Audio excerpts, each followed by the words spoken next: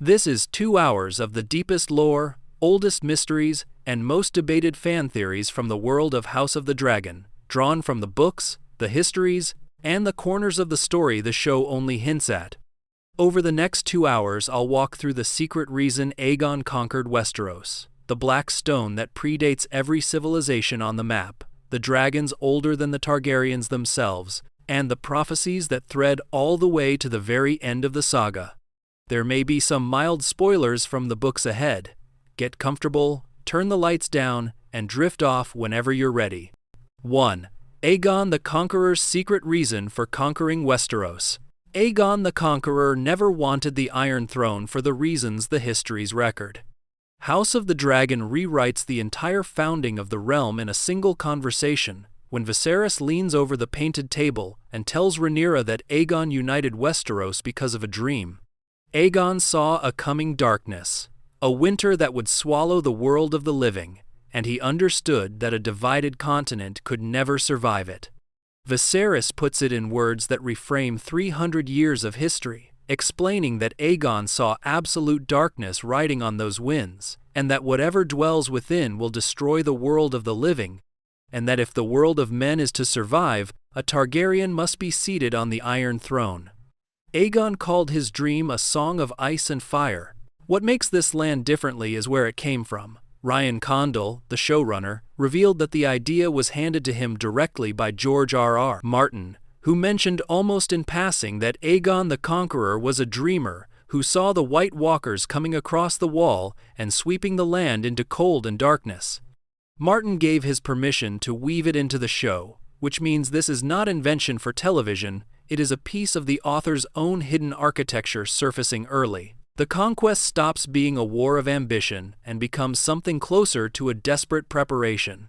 Every Targaryen who sat that throne afterward was, without knowing it, holding a position their ancestor took for a war none of them would live to see. Daenerys and her dragons at the very end of the story become the fulfillment of a plan set in motion by a man dead for centuries, which recontextualizes the whole saga as one long attempt to be ready for the night that finally came. 2. The possible true origin of the Long Night. Long before Valyria, before even the Targaryens existed, a fan theory built on real text points to the true source of the darkness Aegon feared, and its name is the Bloodstone Emperor. The histories of the Further East describe a lost civilization called the Great Empire of the Dawn, ruled by god emperors whose reigns lasted centuries, a golden age at the dawn of the world. Its fall came from inside a single family. The Amethyst Empress, the rightful ruler, was murdered by her own younger brother, who seized her throne and crowned himself the Bloodstone Emperor. What he did with that stolen crown is where the horror begins. The Bloodstone Emperor cast down the worship of the old gods and began worshipping a black stone that had fallen from the sky, founding a cult called the Church of Starry Wisdom, and he practiced necromancy, torture, and cannibalism. His crime carries a name in the Eastern Annals, the Blood Betrayal, and those same annals say it was this act that summoned the Long Night, the generation of darkness where the sun never rose and the cold things came south. The connection that lore fans have drawn is enormous, because a prominent theory equates the Bloodstone Emperor himself with Azor Ahai, or with the first of the others, rooting the origin of the White Walkers in a fratricide half a world away from Westeros. The darkness in Aegon's dream, by this reading, is not a mindless force of nature. It has a birthplace, a founder, and a religion built around a stone that fell from the stars. 3. The mystery under the Hightower. In Oldtown, the oldest city in Westeros, the tallest structure in the world hides something far older than itself at its foundation. The Hightower rises above the citadel like a stone lighthouse, but its base, sitting on a small island called Battle Isle, is not the elegant tower the Hightowers built. Underneath sits a squat, windowless fortress of black stone, fused into a single seamless piece with no joints and no mortar, laid out in a maze that confuses anyone who walks it. This foundation predates the tower above it, predates the Andals, and predates Valyria itself by thousands of years, which means nobody in recorded history knows who built it or how. Theories inside the world contradict each other completely. Maester Theron wrote a book called Strange Stone, arguing the fortress was raised by the Deep Ones, a half-legendary race of fishmen from beneath the waves, while Archmaester Quillian credited the maze-makers of distant Lorath, and others insist stubbornly that it is only Valyrian dragonstone, ignoring that it stands far older than the freehold that supposedly made it. What unsettles readers most is that House Hightower lived inside those gloomy black halls for thousands of years before raising anything above them, and the family has always been strange, unusually tied to the citadel, to the faith, and to knowledge that other houses never sought. Whatever sleeps at the root of the Hightower has never been explained by Martin, and he has said the answer matters, which is exactly why it refuses to leave anyone's mind. 4. The oily black stone around the world. The black fortress under the Hightower is not alone, and that is the detail that turns a local mystery into a global one. The same substance, described again and again as oily or greasy black stone that seems to drink the light, appears in places scattered across the entire known world, thousands of miles apart, made by peoples who supposedly never met.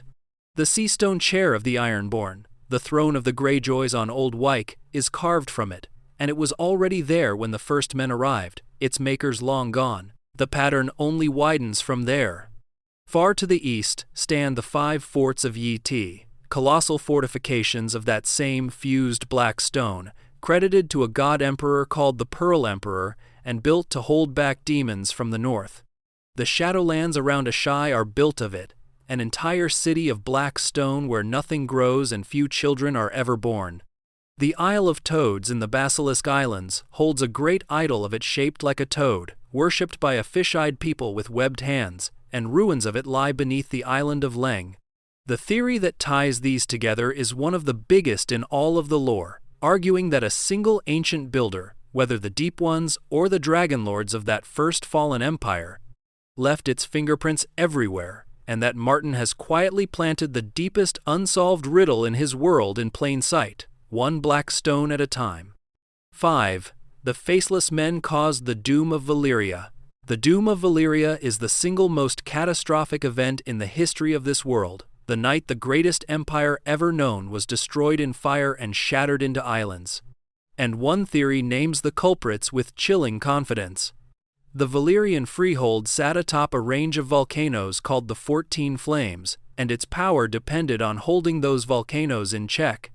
Fragments of writing by Septon Barth, a scholar the Citadel later tried to erase, record that Valyria used spells to tame the 14 Flames for thousands of years, keeping the fire banked beneath the mountains through constant ritual. The theory turns on a single sentence about how that control failed.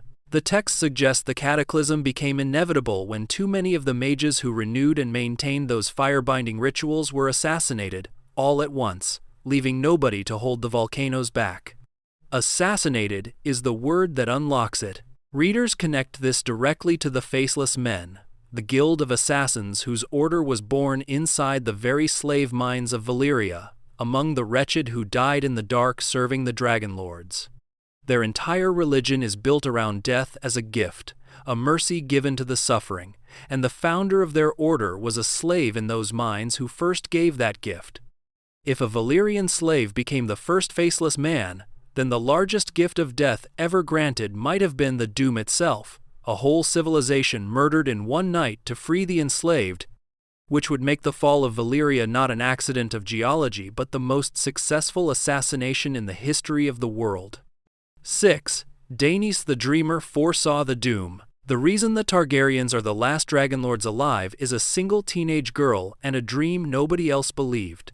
12 years before the doom, in a Valyria at the absolute peak of its power, a young woman named Daenys Targaryen began having visions of the freehold consumed by fire, the mountains splitting, the Dragonlords burning in their halls. House Targaryen was minor by Valyrian standards, one of 40 Dragonlord families and far from the most powerful, but her father Aenar listened to her when he had no logical reason to. What Aenar did next looked like cowardice to everyone watching.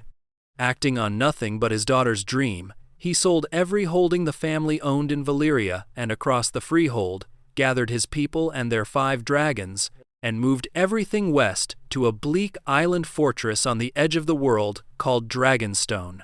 Rival dragonlords mocked him openly, calling him the Lord Who Left, treating the move as a humiliating retreat by a family too timid to compete. 12 years later, Valyria burned exactly as Daenys had seen, and every one of those laughing rival families died in the fire, their dragons with them. Her visions were written down in a book called Signs and Portents, now lost to history, though the Maester Marwyn is rumored to have recovered 3 surviving pages. One girl's dream, taken seriously by one father, is the entire reason dragons still existed to conquer Westeros a century later, and the reason Daenerys was ever born at all. 7. The Aerea Targaryen Horror. Some things that fly to Valyria after the doom do not come back the way they left, and the story of Aerea Targaryen is the one Fire and Blood tells to prove it. Aerea was a young girl, once the heir to King Jaehaerys I, wild and unhappy at court, and one day she vanished along with Balerion the Black Dread, the enormous ancient dragon that Aegon the Conqueror himself had ridden. For more than a year, nobody knew where she had gone. Search parties found nothing, and the court slowly accepted that the girl and the greatest dragon in the world were simply lost. What returned was worse than a death. Balerion came back to Dragonstone carrying a fresh wound, a bleeding gash 9 feet long torn across his neck, and on his back was Aerea, burning alive from the inside with a fever no maester could explain. The girl was gaunt to the bones, wasted as though something had been feeding on her, and beneath her skin things moved, living creatures twisting and coiling inside her body. Grand Maester and Septon alike were helpless, and in a final desperate act they lowered her into a tub of ice water to break the fever, at which point the creatures inside her fled the cold, crawled out of her body, and died. Septon Barth, the sharpest mind of the age, worked out the terrible logic of it, reasoning that Balerion, the one living creature that had seen Valyria in its glory, had flown home to the ruins, and that whatever the girl carried back were the spawn of Valyrian sorcery or the doom itself, worms of fire that could not survive being made cold. Nobody has ever fully explained what took hold of Aerea in that dead city, and Martin has left the horror deliberately unfinished. 8. Daemon Targaryen may have survived the battle above the God's Eye. The most famous death in the Dance of the Dragons might not be a death at all, and the book leaves the door open on purpose. Daemon Targaryen's final act was to ambush his nephew Aemond above the great lake called the God's Eye, the two of them falling from the sky locked together on dragons that tore each other apart in the air. Everyone remembers it as the end of the Rogue Prince. The evidence, though, does not close the way a death should. Consider what searchers actually found afterward. Aemond's body surfaced in time, still in the water, with Daemon's sword Dark Sister buried to the hilt through his eye and into his skull, and Vaegar's massive corpse was located on the lakebed, and Caraxes dragged himself ashore to die within sight of Harrenhal. Daemon's body was never recovered. In the years that followed, singers and small folk told a different story, insisting that Daemon survived the fall and lived out quiet years in hiding with the dragon seed Nettles, far from the throne he had chased his whole life. The historian Gildane dismisses it, calling survival impossible after a fall that killed 2 full-grown dragons, and then, in a line that keeps the mystery alive forever, he concedes that there are queer currents in that lake, and hungry fish as well. A body that is never found is a body the story can always bring back, and Daemon is exactly the kind of character who would arrange to disappear. 9. Nettles was secretly Daemon's daughter. One of the ugliest assumptions in the history of the dance may be completely wrong, and correcting it changes Daemon's final chapter from a scandal into a tragedy. The common telling is that Daemon, an old man by then, took a low-born dragonseed girl named Nettles as his lover during his time at Harrenhal. Read the actual sources carefully, though, and a very different relationship comes into view. The Maester of Maidenpool, a man named Norrin who was physically present and watched them together, wrote that Daemon doted on Nettles the way a man dotes upon his daughter, and referred to her plainly as his bastard girl. The tenderness in the record points the same direction. When word came that Nettles was to be arrested and executed, Norrin described Daemon's reaction in a single devastating line, writing that he saw the joy go from his eyes. That is a father learning his child is to be killed, not a lover losing a mistress. The claims that the two were sleeping together trace back to only two people, the fool Mushroom and the spy mistress Aerea, and neither of them was anywhere near Harrenhal to witness anything, while the age gap between Daemon and the girl sits at roughly 32 years. The show quietly agreed with this reading, folding Nettles into the character of Rhaena, Daemon's actual trueborn daughter, and letting a daughter claim the wild dragon. If Nettles was Daemon's blood, then his last act of defiance was smuggling his child to safety and choosing exile over obeying an order to burn her, which is a far better ending for the rogue prince than the one most people remember. 10. The Grand Maester Conspiracy. The order sworn to serve and advise the realm may have spent centuries quietly murdering the very thing that made the Targaryens powerful, and one Maester says so out loud.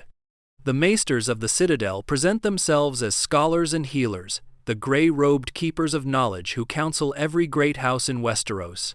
A darker reading of them comes from within their own ranks, from an archmaester named Marwyn, a man who studied magic where his colleagues buried it. Marwyn tells Samwell Tarly something that reframes the entire institution, asking who Sam thinks killed all the dragons the last time around, then answering his own question by dismissing the idea that it was gallant dragon slayers with swords. The accusation goes further than dragons.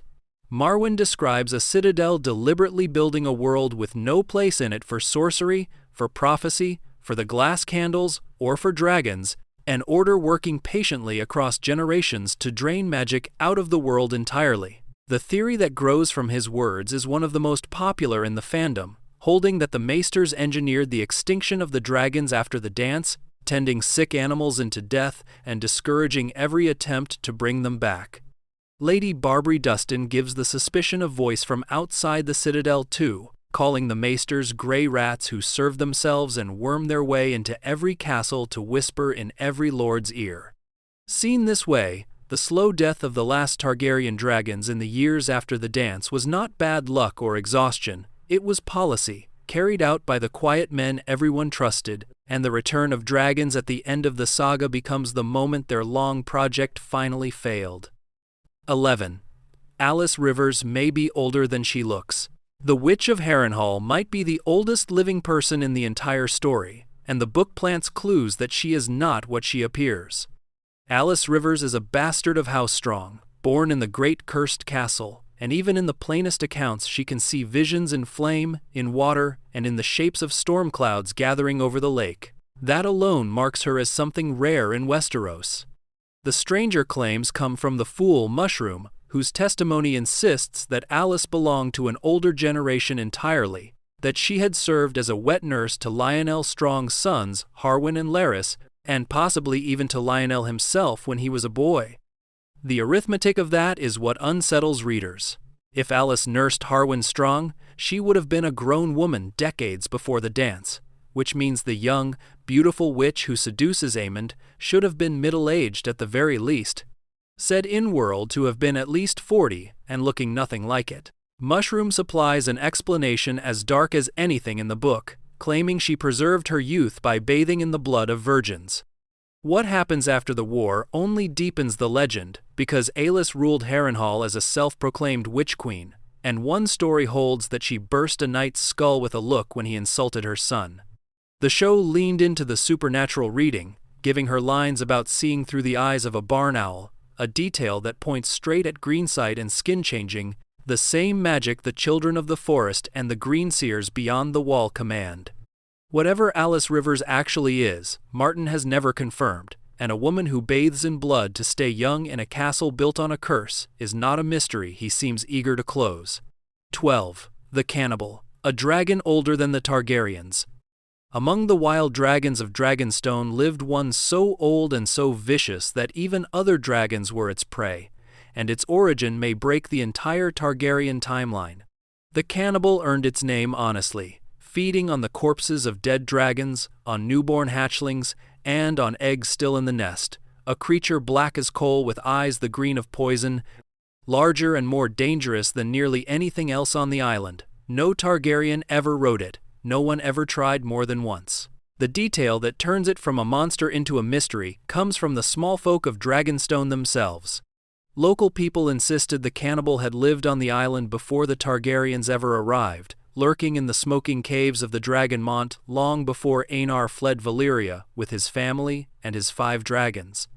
If that folk belief holds any truth, then the cannibal was not one of those 5, and not descended from them, which would make it older than Vhagar, older than Balerion, a dragon that predates the family everyone assumes brought dragons to Westeros. Where it came from, whether it flew there on its own from some forgotten place or slept beneath the mountain through ages of men, nobody records. Its ending is just as blank, because after the Dance of the Dragons the cannibal simply vanishes from history, flying off from Dragonstone one day and never appearing in any account again, an ancient thing that outlived the war and disappeared into the world, carrying its secret with it. 13. The dragon has 3 heads.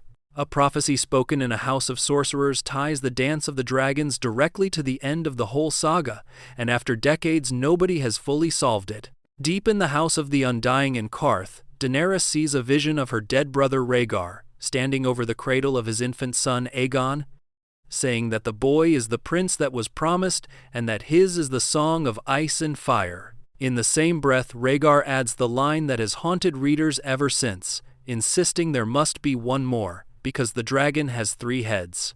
3 heads means 3 riders, and the hunt for who they are has consumed the fandom for years.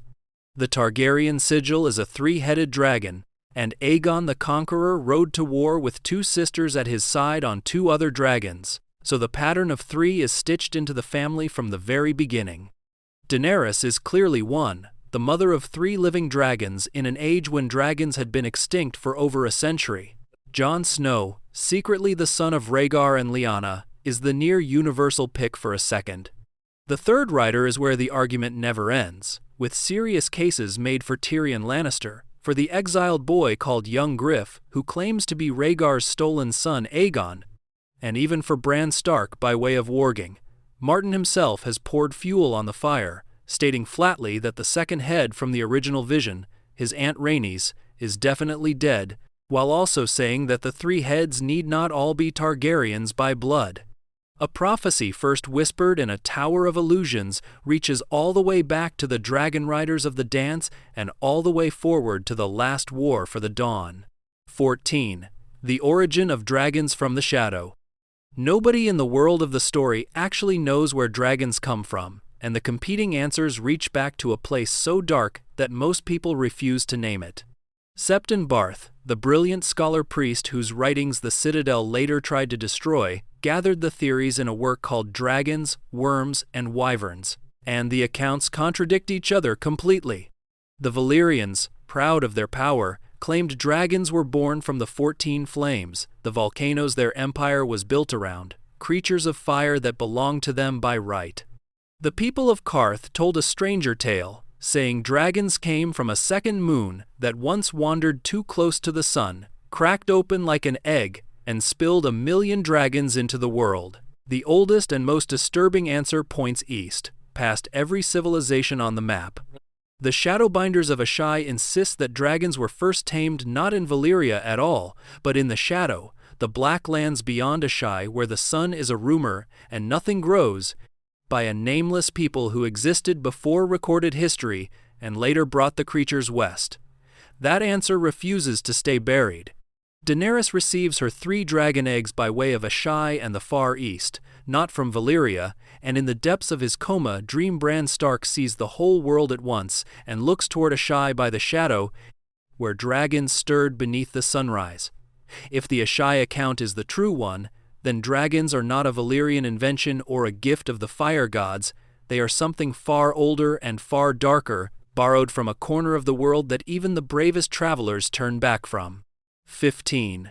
The Tragedy of Summerhall. The single saddest event in Targaryen history was an attempt to bring dragons back that killed a king and a beloved prince and gave birth to another in the same night of fire. King Aegon V, remembered fondly as Egg from the tales of his youth, spent his reign dreaming of dragons, convinced the strength of his house depended on their return. In the year 259, At the royal pleasure palace of Summerhall, he gathered 7 dragon eggs, one for each of the 7 gods, and assembled pyromancers and wildfire and old blood magic ritual to try to hatch them, to wake dragons from stone after nearly a century and a half of extinction. The fire he lit did not obey him. Something went catastrophically wrong at Summerhall. The flames raged beyond any control, and when the smoke cleared, the king himself lay dead, along with his eldest son, Prince Duncan the Small, who had given up his own claim to the throne for love, and Sir Duncan the Tall, the towering Lord Commander of the King's Guard and one of the most beloved knights in all the histories. Out of that same fire came a birth, because Rhaegar Targaryen entered the world at Summerhall on the very night it burned, which is why he grew into a melancholy man drawn to sad songs and ruined places, forever reading about prophecy. The prophecy of the prince that was promised speaks of one born amid salt and smoke, and Rhaegar came into the world amid the smoke of a palace on fire and the salt of a realm's tears.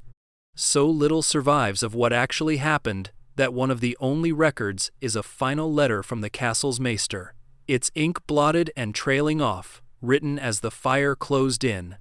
16. Are Dragonriders secretly Skinchangers?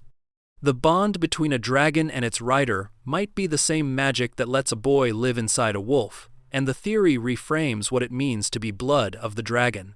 Far in the north, Bran Stark learns from the last Greenseer that skin changing is real, that a person with the gift can push their mind into an animal and see through its eyes, guide its body, even live on inside it after their own flesh dies.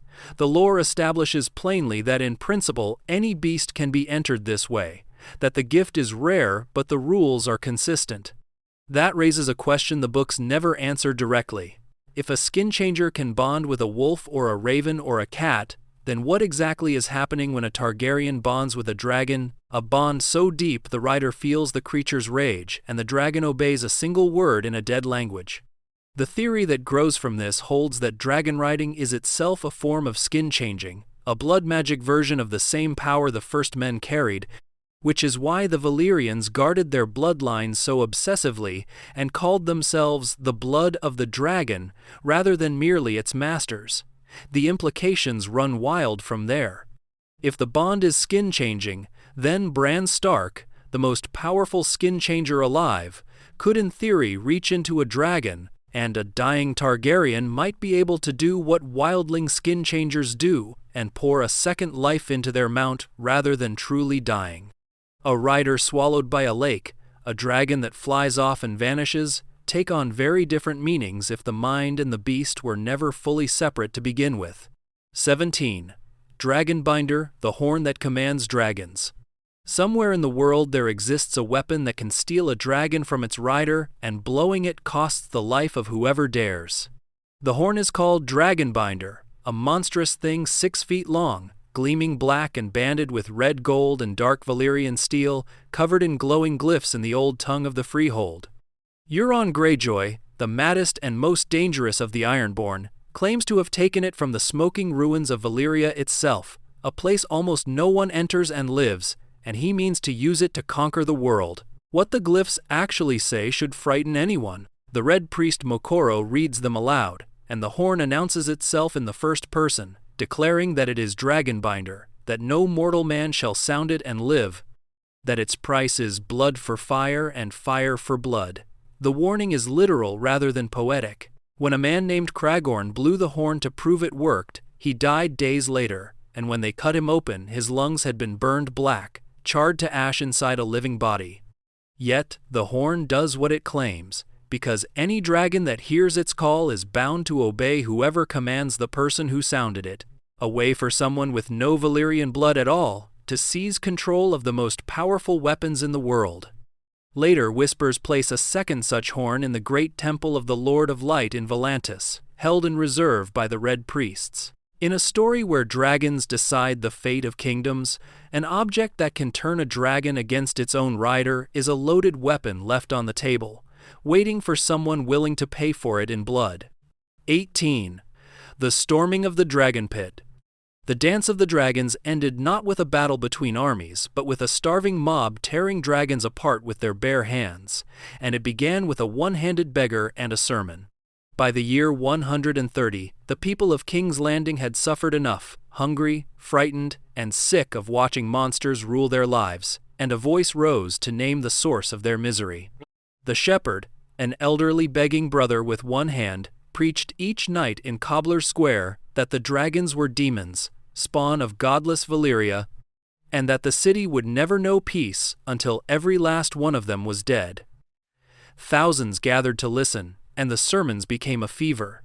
One night the fever broke loose and became a riot that turned toward the Dragonpit, the great domed structure on the hill of Rhaenys, where the crown's dragons were kept chained.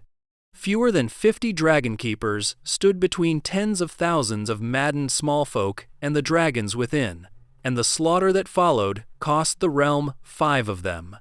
Shrykos died under an axe, her skull split by a blacksmith called Hob the Hewer, who by one account needed 7 blows to finish it. Morgul fell to a man remembered as the Burning Knight, who drove a spear into the dragon's eye even as the flames took his own body.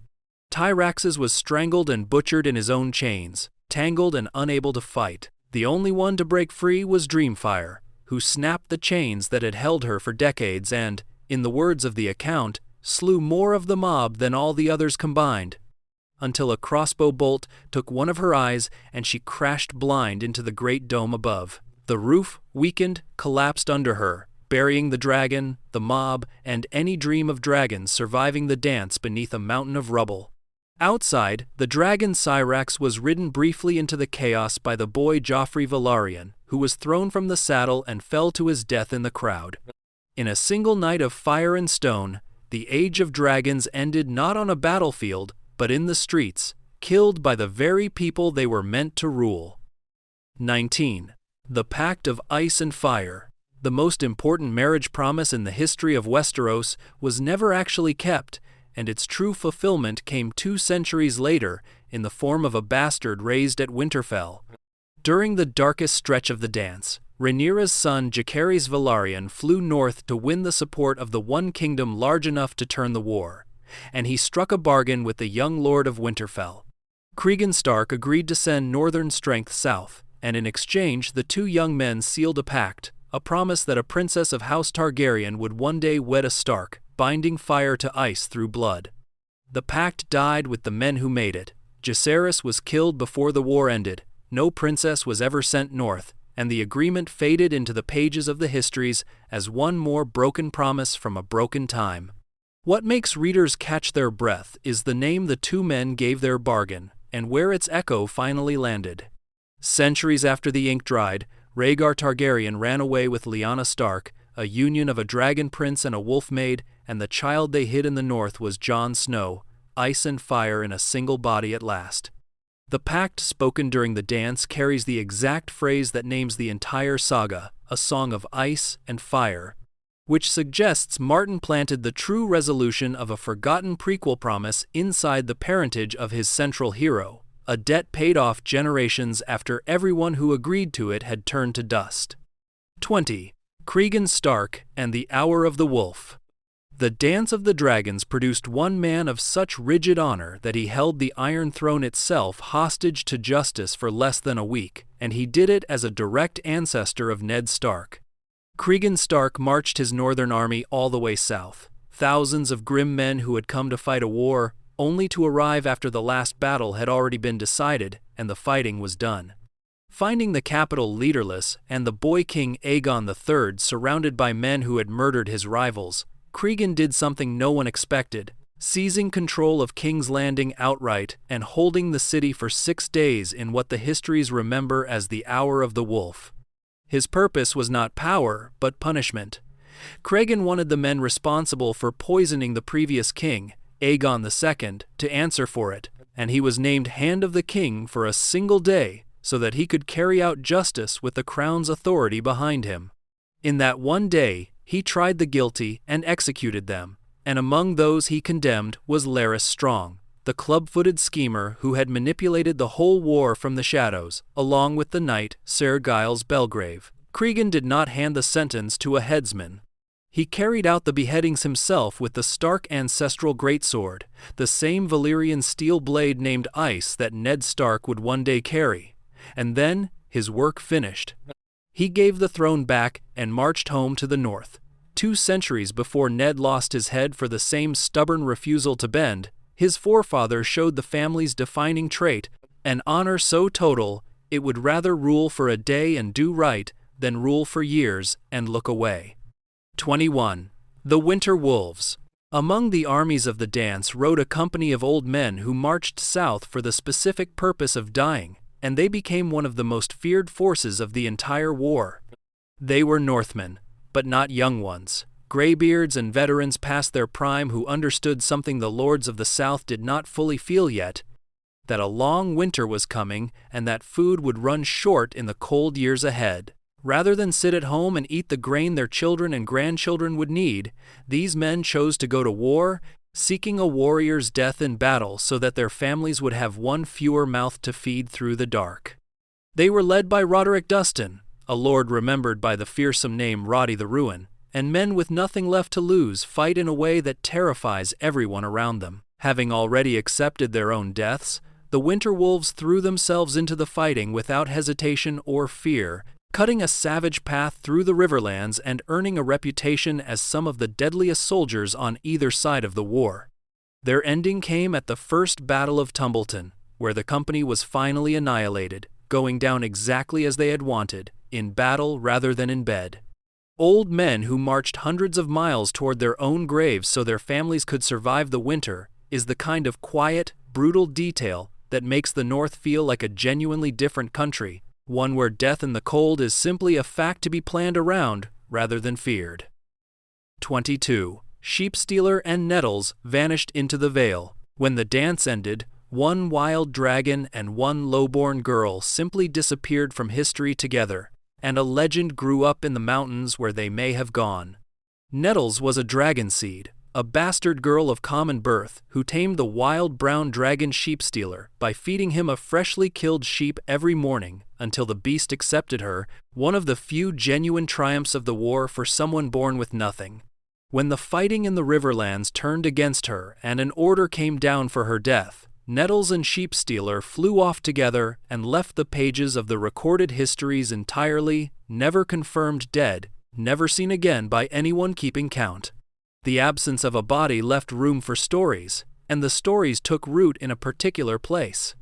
In the years that followed, rumors placed Sheepstealer far to the east in the Vale of Aeron, and among the wild mountain clans of the Mountains of the Moon, a legend arose about a fire witch living in the high country, a woman of the dragon riding a great beast through the peaks. Whether that fire witch was Nettles growing old in exile, free at last from a war that wanted her dead, the histories cannot say, and the maesters who might have investigated never did. A girl who started with a single sheep and ended as a mountain legend, riding a dragon nobody could find, is the rare figure in the dance who may have simply escaped, slipping out of a story that killed almost everyone else in it. 23. The Grey Ghost was killed by Sunfire.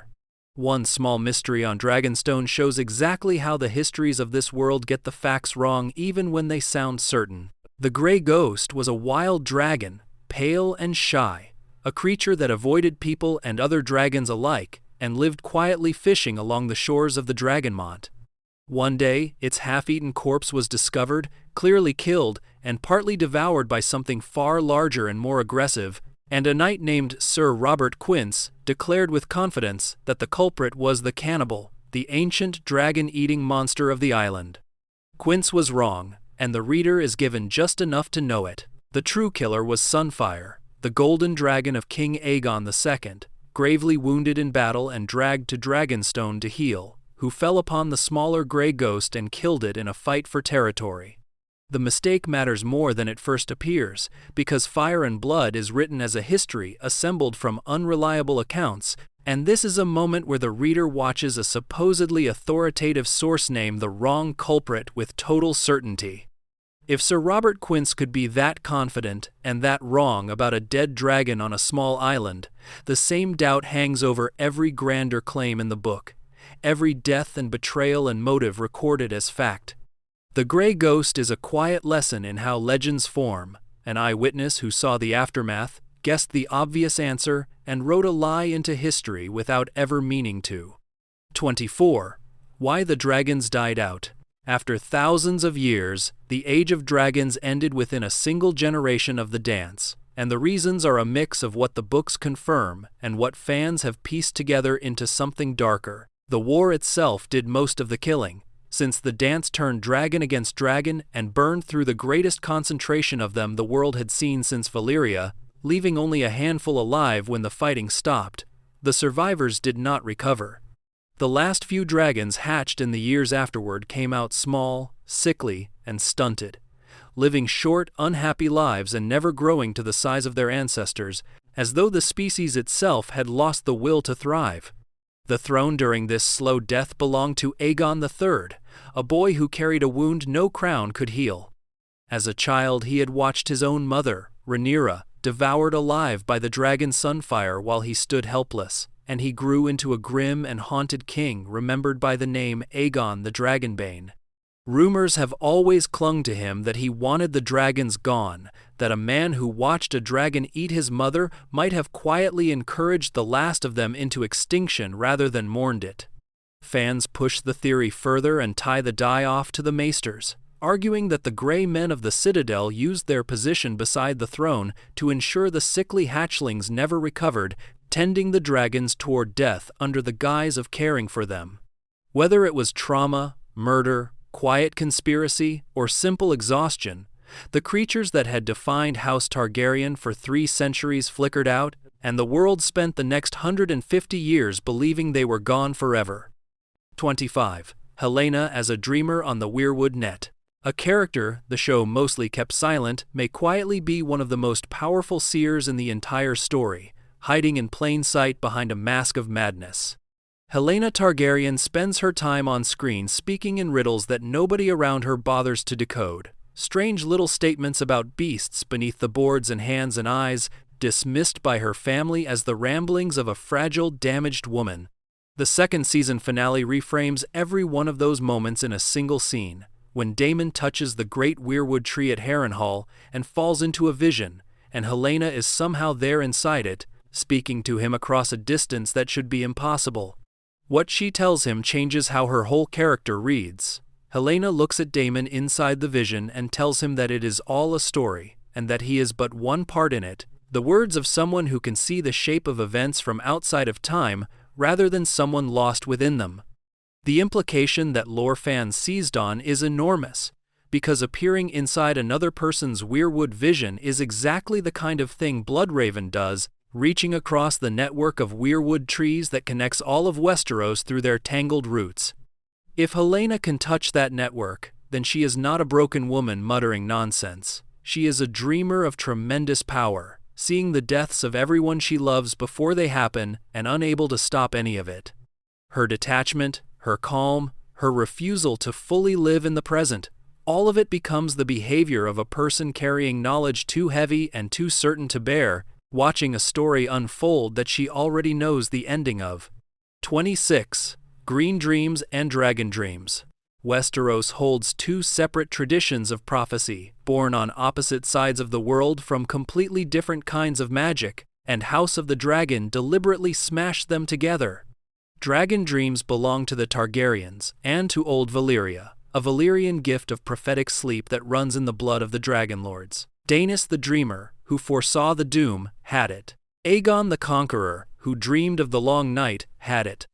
Later Targaryens like Daeron, the doomed Aegon, King Aegon V, and eventually Daenerys herself all touched it to varying degrees, a fireborn sight passed down through an incestuous bloodline. Green dreams come from somewhere else entirely. That gift belongs to the Greenseers and to the Children of the Forest, the ancient non-human people of Westeros who carved the faces into the weirwood trees, and in the present day it appears in figures like Jojen Reed, whose green dreams show him truths he cannot change. Fire on one side, wood and root, and old blood on the other. 2 magics that developed an ocean apart and never should have met. The show broke that wall on purpose at Harrenhal, where it had a Valyrian prince, a man whose ancestors dreamed in fire, receive his visions by laying his hand on a weirwood tree, the instrument of the other tradition entirely. Blurring the two suggests something the books only hint at, that all the prophecy in this world, whether it comes wreathed in flame or rising through pale roots, might be drawing on the same deep source, and that the walls between kinds of magic matter less than the people who built them believed. 27. The glass candles are burning again. The Citadel uses a simple test to prove to every young maester that magic is dead, and the test has quietly started to fail.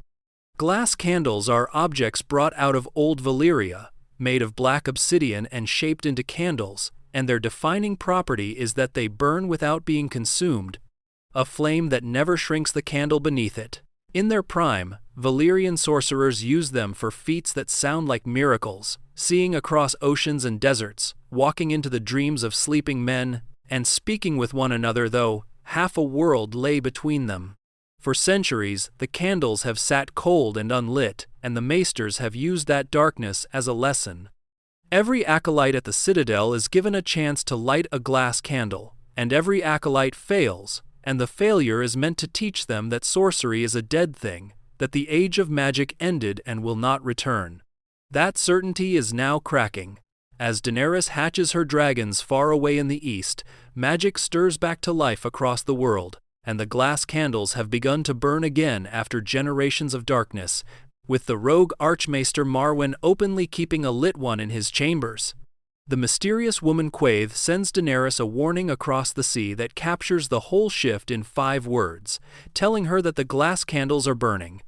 A dead thing waking, a test that no longer works, a light returning to objects that sat cold for centuries, all of it signals the same truth, that the world the maesters built on the absence of magic is quietly coming to an end. 28. The Grey King and Naga. The Ironborn tell a creation myth older and stranger than anything in the Green Lands, a story of a king who killed a sea dragon and built his throne from her bones.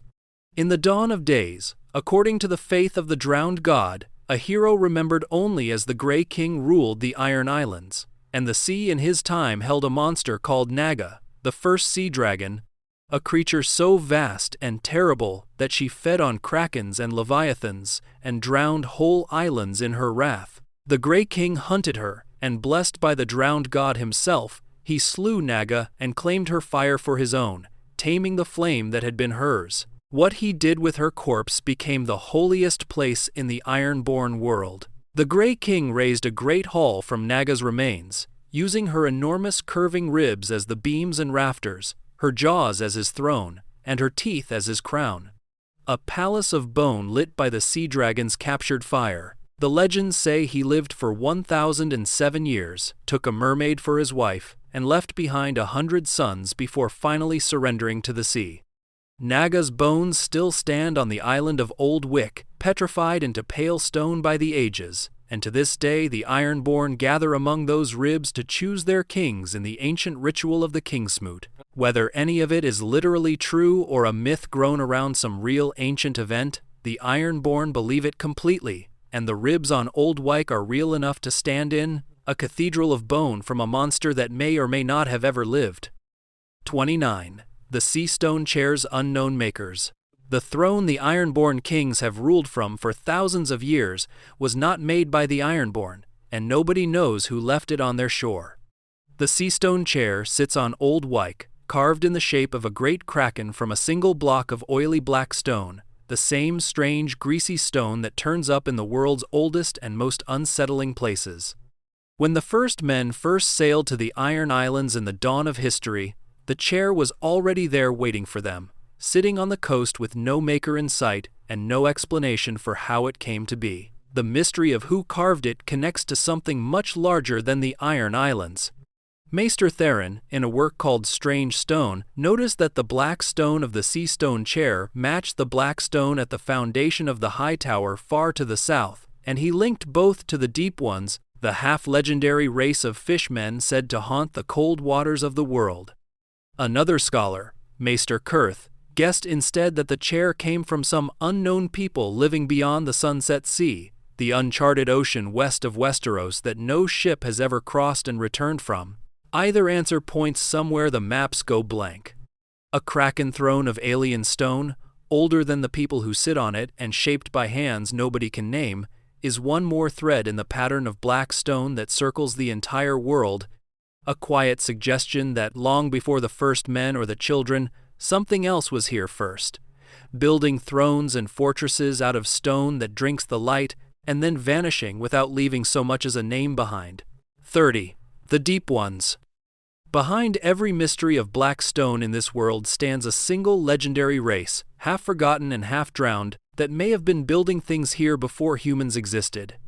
The Deep Ones are spoken of only in fragments and folklore, described as a people born from the union of humans and creatures of the sea, something not quite man and not quite fish, dwelling in the cold, deep waters that surround the known world. Most maesters dismiss them as pure myth, sailors' nonsense told to explain the unexplained, and yet their name keeps surfacing wherever the strange black stone appears. The theory that ties them to the black stone is one of the quiet obsessions of the fandom. Scholars within the story blame the Deep Ones for the oily fused stone found at the base of the Hightower, in the Seastone Chair, and in ruins scattered across the seas, suggesting a single ancient seafaring race left those marks everywhere before sinking back beneath the waves. The Deep Ones are thought to be the truth hiding behind the Merling legends, the beautiful sea people of children's tales softened over centuries from something far less lovely. On the Isle of Toads in the Basilisk Islands lives a people even now with fish-like features and webbed hands, and a great idol of black stone shaped like a toad, exactly the kind of remnant a drowned race might leave behind. Martin has never confirmed what the Deep Ones truly were, but the pattern he has laid down, an ancient power tied to the sea and to a stone that circles the world, hangs beneath the surface of the whole story, like something waiting in deep water to be seen clearly. 31. The Bracken and Blackwood Feud. The oldest hatred in all of Westeros is not between kingdoms or faiths but between two Riverlands families who have despised each other for so long that neither one can honestly say how it started. House Bracken and House Blackwood were once rival kings back in the age of the First Men, thousands of years before the present day, and they have been enemies without pause ever since. Through every conquest and every changing of the realm, the feud has outlived the reasons for it so completely that even the origin is a battlefield, with each house telling a version of history that makes the other the villain. The disagreement about the past is almost comically total. The Blackwoods insist that the Brackens usurped them and stole their crown roughly 500 years before the Andals ever came to Westeros, while the Maester's own account, called the True History, places the beginning a full 1,000 years back, and the Brackens naturally tell the story the other way around, casting the Blackwoods as the usurpers. Religion pours salt into an already ancient wound. The Blackwoods kept faith with the old gods of the First Men, worshipping at the weirwood trees, while the Brackens converted to the faith of the Seven brought by the Andals. So the two houses now pray to different gods entirely, adding a holy dimension to a grudge that was already thousands of years deep. Neither side can win, neither side can forgive, and neither side can even agree on what the original crime was, which makes their feud a small, perfect model of how hatred works, outliving its own cause until the hating itself becomes the only reason left. 32. The Dead Weirwood of Raventree Hall. At the heart of Blackwood lands stands a monument to the feud, a colossal dead tree that refuses to fully die, and the story of how it was killed has never been proven. Raventree Hall, the seat of House Blackwood, is named for the enormous weirwood that towers over its courtyard, a tree that in ages past held the carved face of the old gods and the green leaves of a living heart tree. Today it stands bone-white and utterly leafless, dead down to the roots, its bare branches clawing at the sky over the castle, and it has stood that way for longer than anyone living can remember. The Blackwoods know exactly who to blame, even if they can never prove it. Their accusation is that the Brackens, their eternal enemies, crept in and poisoned the great weirwood generations ago, murdering the sacred tree as one more blow in the endless war between the houses. Whether the Brackens truly did it is never confirmed anywhere in the histories, left as one more contested claim in a feud where nothing is agreed upon. What makes the dead tree eerie rather than merely sad is what still happens there every evening. Though not a single leaf has grown on the weirwood in living memory, Every dusk, a great flock of ravens descends and fills its dead branches, gathering in the bare limbs of a tree that should hold no interest for any living thing. This is why House Blackwood took as their sigil a dead white weirwood surrounded by a flock of black ravens, a family crest built around a murdered tree that the birds refused to abandon, mourning at a grave the killers never confessed to digging. 33. Why the Targaryens married brother to sister. The most infamous habit of House Targaryen, the marrying of brother to sister that horrified the rest of Westeros, was not madness or mere tradition, but a deliberate practice with a magical purpose behind it. The Targaryens brought the custom with them from old Valyria, where the Dragonlord families had wed within their own bloodlines for centuries before the Doom, keeping their lineages closed and their blood concentrated. To the faith of the Seven in Westeros, the practice was an abomination, but the Targaryens clung to it fiercely, defying the outrage of an entire continent to keep marrying their own siblings and cousins generation after generation. The reason they gave, and the reason that fans have debated ever since, comes down to the bond with the dragons. The Valyrian belief held that the mystical connection allowing a person to bond and ride a dragon lived in the blood itself, and that mixing that blood with outsiders would dilute the gift until the dragons no longer answered. Keeping the bloodline pure through incest, in this view, was how the Dragonlords preserved the very thing that made them Dragonlords, protecting the magical inheritance that set them above ordinary men. Whether the bond is genuinely magical and genetic, something real that flows in the blood and can be weakened, or whether it was only ever a cultural belief the Valyrians told themselves to justify their marriages, the books never fully settle.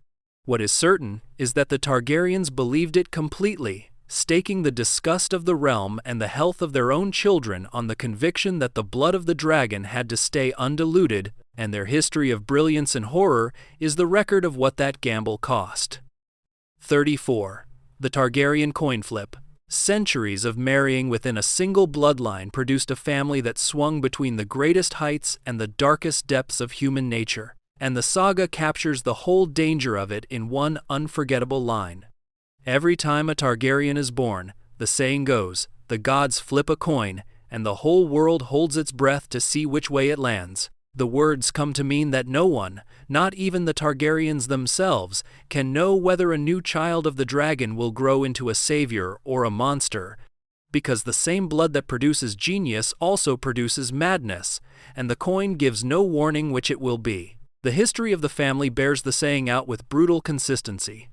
On one side of the coin stands a king like Jaehaerys I, called the Conciliator and the Wise, who ruled for 55 years of peace and prosperity and is remembered as perhaps the finest king the realm ever had.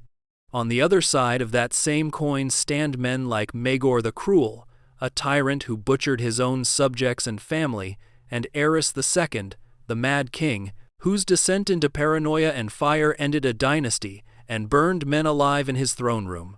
The incest that concentrated the dragon-binding blood also concentrated whatever flaw ran through it, so the line that could produce the wisest ruler in memory could just as easily produce the maddest, sometimes within the same generation, sometimes in the same person across a lifetime. The coin is still spinning at the end of the saga, because Daenerys herself carries that same blood and that same question, and no one watching her can be certain which way her coin will finally come down. 35. One prophecy or two. The central prophecy of the entire saga may actually be two different prophecies from two different cultures, tangled together over centuries until nobody can cleanly separate them.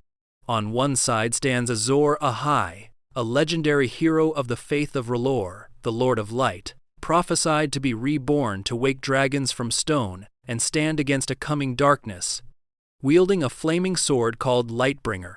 The Red Priestess Melisandre preaches this prophecy and believes utterly in it. On the other side stands the prince that was promised, a separate prophecy that comes out of old Valyria and the Targaryen tradition, foretelling a promised prince who will be born to save the world. Melisandre treats the two as one and the same, folding Azor Ahai and the prince that was promised into a single destiny she is convinced her king will fulfill. Others are far less certain the two prophecies even belong together. The wise old Maester Aemon, himself a Targaryen who lived nearly a century, points out a detail that cracks the whole thing open, noting that the word prince in the original High Valyrian is gender-neutral, that it could just as easily mean princess, which quietly opens the door for Daenerys to be the promised one rather than any man. Rhaegar Targaryen spent his life inside this puzzle, believing first that he himself was the prince that was promised, and later deciding it was his infant son Aegon instead. A shift in belief that helped set in motion the war that destroyed his house. Whether the world faces one prophecy wearing two names or two separate prophecies that happen to point at the same darkness remains genuinely unresolved. And the confusion is not a flaw in the story but the point of it, a reminder that prophecy in this world is a fog that ruins as many people as it saves. 36. Rhaegar, Summerhall, and the obsession that started a war. The war that ended the Targaryen dynasty can be traced back to a single sad prince and his lifelong obsession with a prophecy he was born into. Rhaegar Targaryen came into the world on the night Summerhall burned, amid the smoke and death of his own family's failed attempt to hatch dragons, and that tragic beginning marked him for life. As a boy, he was bookish and melancholy rather than warlike, and one day, according to the histories, he read something in an old scroll that changed him entirely, after which he walked to the training yard and announced that he needed to become a warrior. What he had read, almost certainly, was prophecy, and specifically the prophecy of the prince that was promised. Rhaegar came to believe the promised prince was tied to his own bloodline, and at first he thought he was that prince himself, born amid the salt and smoke that the prophecy foretold. Later, his conviction shifted onto his children, and here the obsession turned catastrophic, because Rhaegar became fixated on the line that the dragon must have 3 heads, meaning 3 riders were needed to fulfill the prophecy and stand against the darkness. His wife Aerea had given him 2 children, but could bear no more, and Rhaegar apparently decided he needed a 3rd child from another woman to complete the prophecy. That decision, driven by a vision of saving the world, led him to Lyanna Stark, and the choice to take her set off Robert's rebellion, the war that killed Rhaegar, exterminated most of his family, and toppled 300 years of Targaryen rule. A gentle, scholarly man trying to fulfill a prophecy of salvation became the direct cause of his own dynasty's destruction, which is the cruelest joke prophecy plays in the entire saga. 38. The missing dragon eggs. Scattered across the histories are dragon eggs that appear, matter for a moment, and then quietly vanish from the record, and tracking where they all went has become a small obsession for readers waiting to see dragons return. Dragon eggs are among the most precious objects in the world, and unlike the dragons themselves, they do not simply die. They can lie dormant as cold stone for years or centuries, and still, under the right conditions, hatch. That durability means every egg mentioned and then dropped from the story is a loose thread, a possible dragon waiting somewhere in the world for its moment. The threads are surprisingly numerous once you start counting them. The dragon Dreamfire was known to have laid clutches of eggs during her long life, eggs whose fate is never fully accounted for. 7 eggs were gathered and burned in the disaster at Summerhall, though whether all 7 were truly destroyed is never confirmed. Daemon Targaryen mentions eggs being incubated on Dragonstone in the years before the dance, and most tantalizing of all is a rumor recorded by the Fool Mushroom that Jacaerys Velaryon's dragon Vermax laid a clutch of eggs deep in the crypts of Winterfell during his visit to the north, eggs that might still be sitting in the cold dark beneath the Stark ancestral home to this day. Fans trace every one of these mentions, mapping the possible locations of fertile eggs across Westeros, because in a story building toward the return of dragons and a war against the cold, a forgotten clutch of eggs in the right place at the right time could change everything. Martin scatters them deliberately, each vanished egg a small loaded promise that the Age of Dragons might not be as finished as the histories claim. 39. Asshai by the Shadow and the Corpse City of Stygai. At the far edge of every map, where the known world runs out and sailors refuse to go, sits a city of pure black stone where the sun gives no warmth and nothing living will grow. Asshai by the Shadow is real within the story, a genuine port that a handful of traders reach, and everything about it is wrong. The entire city, its walls, its towers, its wharves and streets, is built from that same oily black stone that drinks the light on a scale so vast that a population many times larger than the one living there could fit inside its silent buildings. The water of the river that runs through it is black and glistening, the fish caught from it are blind, and travelers are warned never to eat or drink anything the city offers. What makes Asshai truly frightening is that it is not even the darkest place in its own region. Deeper up the poisoned river, past Asshai itself, lies Stygai, called the Corpse City, a place so steeped in dark magic that even the Shadowbinders of Asshai, the sorcerers who trade in shadow and blood and fear almost nothing, are afraid to go there. Few children are ever born in Asshai, and those who live there wear masks and robes that cover every inch of skin, hiding whatever the shadow has done to them. The fan theory that gives all this shape is enormous, holding that Asshai was once the shining capital of the great empire of the Dawn, the lost golden civilization at the beginning of the world, and that whatever catastrophe ended that empire left the shadow behind, staining the land and the stone forever. A city too big for its people, built of the world's most sinister material, standing at the exact spot where the darkness in every legend seems to originate, is not a place Martin included by accident. 40. The 14 Flames and Valyrian Sorcery. The entire power of the greatest empire the world ever knew rested on a chain of volcanoes and the spells the Valyrians used to master them. The 14 Flames were a range of volcanic mountains at the heart of the Valyrian peninsula, and they were the source of everything that made Valyria terrible and magnificent. In their smoking depths, according to the Valyrians themselves, dragons were born or bred, which meant the volcanoes were quite literally the forge of the empire's greatest weapons.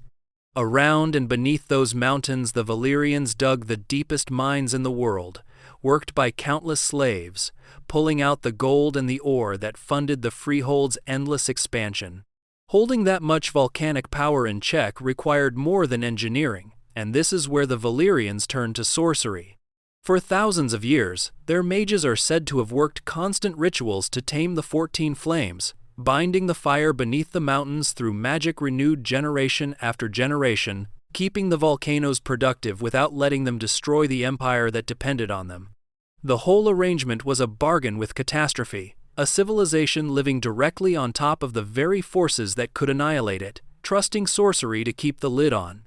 That trust is exactly what makes the doom so haunting, because if the magic banking those fires ever failed, whether through neglect or sabotage or simple hubris, the 14 Flames would erupt all at once and bury Valyria in the fire it had ridden for so long.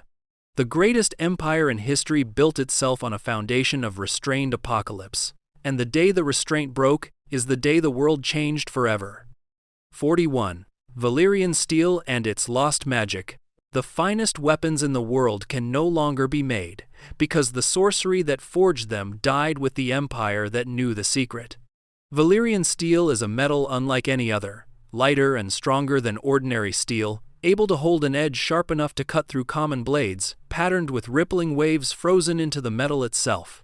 A Valyrian steel sword is a treasure worth more than a castle, passed down through the greatest houses for centuries. And the reason for its value is not merely that it is beautiful, but that no one alive can make more of it. The forging was never simply a matter of skill at the anvil. The smiths of old Valyria worked spells into the steel as they hammered it, and many believe blood magic was part of the process, that the metal was quenched or bound with sacrifice and sorcery that gave it properties ordinary forging never could. That knowledge lived only in Valyria. And when the doom destroyed the empire in a single night, the smiths and their secrets burned with everything else. What remains in the world is a finite number of Valyrian steel blades, a fixed inheritance that can never grow. A handful of smiths in the centuries since have learned to rework existing Valyrian steel, melting down and reforging old blades into new shapes, which is how a great sword might be split into two, but not a single new ounce of the metal has been created since the day Valyria died. Every Valyrian blade in Westeros is a relic of a dead civilization, a piece of lost magic that grows rarer with each one lost or hidden, and in a story building toward a war against creatures that ordinary steel cannot kill, That dwindling supply of enchanted metal may matter more than anyone yet realizes. 42. Dragonstone's living stone. The ancestral seat of House Targaryen is not built like any other castle in Westeros, because it was not built by masons at all, but shaped by Valyrian magic into something that looks alive. Dragonstone sits on a grim island of black rock and smoking vents, and the fortress rising from it seems to have grown there rather than been constructed. Its walls and towers formed from fused stone worked while it was molten into flowing, organic shapes. Where another castle has plain battlements and square towers, Dragonstone has dragons, thousands of them, carved and molded into every surface, coiling around the towers, crouching on the walls, worked into the gates and the archways and the steps. The effect on anyone walking through it is deeply unsettling, because the castle never quite feels like dead stone. Gargoyles and stone dragons loom from the heights in such lifelike detail that in the shifting light and the constant volcanic mist they appear ready to move, to spread carved wings or turn a stone head to watch a passing figure. This was Valyrian building at its height, stone somehow softened and sculpted and hardened again by arts that died with the freehold, the same lost craft that shaped the black roads and fortresses of the old empire. Dragonstone is one of the few large pieces of true Valyrian construction standing on Westerosi soil, a fragment of a dead civilization's impossible skill sitting at the edge of the Seven Kingdoms. The Targaryens ruled the realm from King's Landing, but their oldest power lived here, in a castle of frozen dragons that looks less like a building than like a spell that has not finished being cast. 43. The Painted Table and One Realm. Before Aegon the Conqueror ever landed his army, he had a vision of Westeros carved into wood, and that table reveals what he truly wanted the conquest to be. On Dragonstone, Aegon commanded his craftsmen to build an enormous table shaped like the land of Westeros itself, carved and painted to show every hill and river and castle, from the wall in the north to the southern coasts.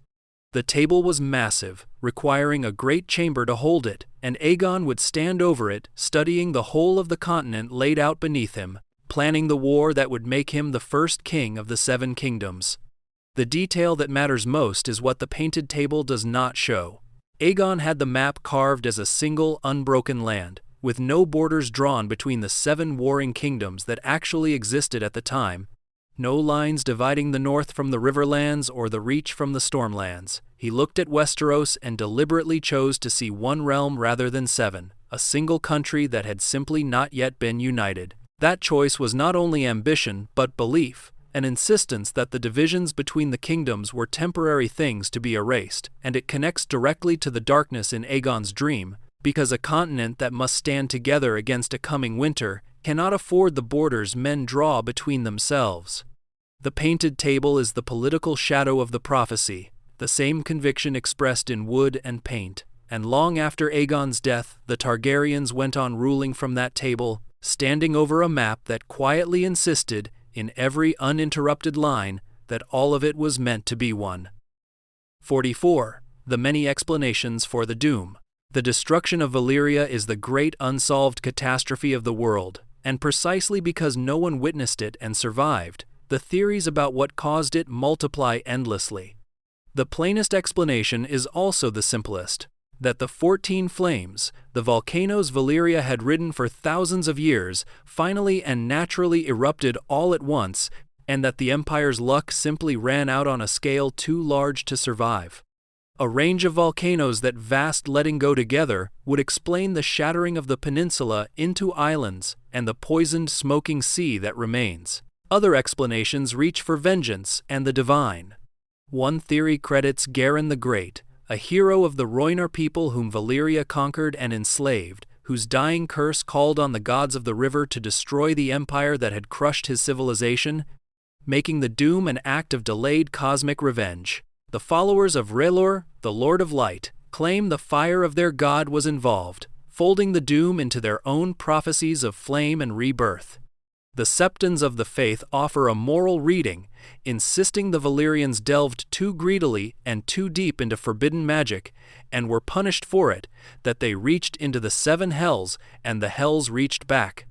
Layered on top of all these sits the darker fan theory of the Faceless men assassinating the mages who held the volcanoes in check. What unites every explanation is that none can be proven, because Valyria killed everyone who could have told the tale, and the greatest empire in history left behind, not answers, but a smoking ruin and 100 competing legends about how it fell. 45. The Century of Blood. When Valyria died, it did not fall quietly, and the vacuum it left behind plunged half the world into 100 years of war. For thousands of years, the Valyrian freehold had ruled the eastern continent, its dragons and its power holding vast territories in an iron grip. In a single night, that grip vanished, and the lands that Valyria had controlled were suddenly leaderless, its colonies and client cities left without the empire that had bound them together. What followed is remembered as the Century of Blood, a long and chaotic era in which the surviving free cities, the daughters of Valyria, tore at each other and at everyone around them, fighting for the scraps of a dead empire's power. Kingdoms rose and fell across Essos during that century. Sellsword companies and would-be conquerors carved out short-lived empires, and cities like Volantis tried and failed to claim Valyria's mantle and rule the rest. Slavers, warlords, and horselords all pressed into the chaos, and whole peoples were displaced or destroyed in the endless fighting. Through all of it, one small family sat quietly on a rock at the far western edge of the wreckage and did nothing. The Targaryens, alone among the Dragonlords, had escaped the doom because of Daenys the Dreamer, and rather than throw their surviving dragons into the free-for-all consuming the east, they waited on Dragonstone for a full century, watching the world burn itself out. Only after that 100 years of blood did Aegon finally look west toward Westeros instead of east toward the ruins, choosing to build something new on a quiet continent rather than fight over the corpse of the old one, a patience that turned the last Dragonlords into kings while their rivals destroyed each other. 46. Did Aenar really leave only because of a dream? The official reason House Targaryen survived the doom is a young girl's prophetic dream, but some readers suspect there was more to Aenar's flight than a father simply trusting his daughter's nightmares.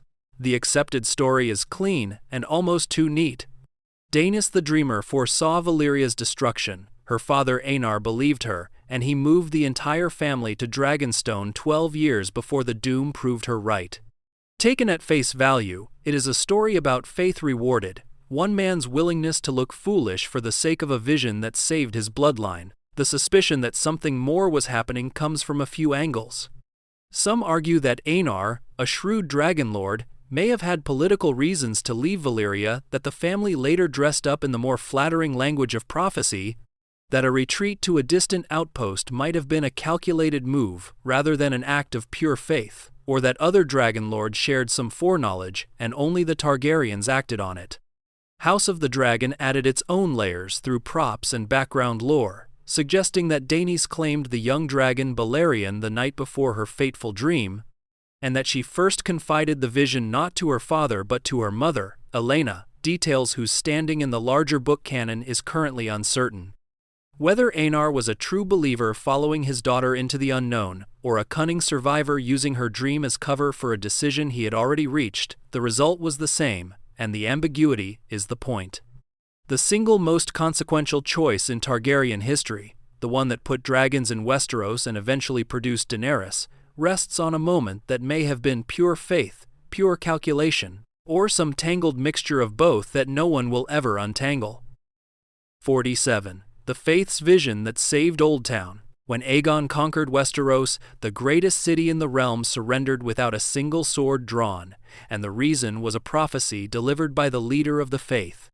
As Aegon's dragons burned their way across the continent, Old Town stood as the largest, richest, and most important city in Westeros, home to the citadel of the Maesters and the High Septon himself, the supreme voice of the Faith of the Seven. The Hightowers, who ruled Old Town, had the strength to resist, and by every expectation the city should have been a battlefield, another place for dragonfire to reduce to ash. What stopped the burning was a vision in a temple.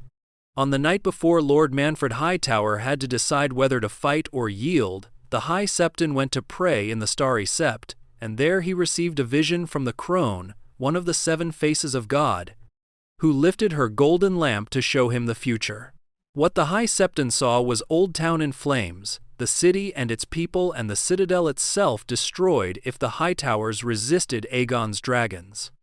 He carried that warning to Lord Manfred, and Manfred chose to open the gates of Old Town to the Conqueror rather than see the vision come true, bending the knee and preserving his city whole.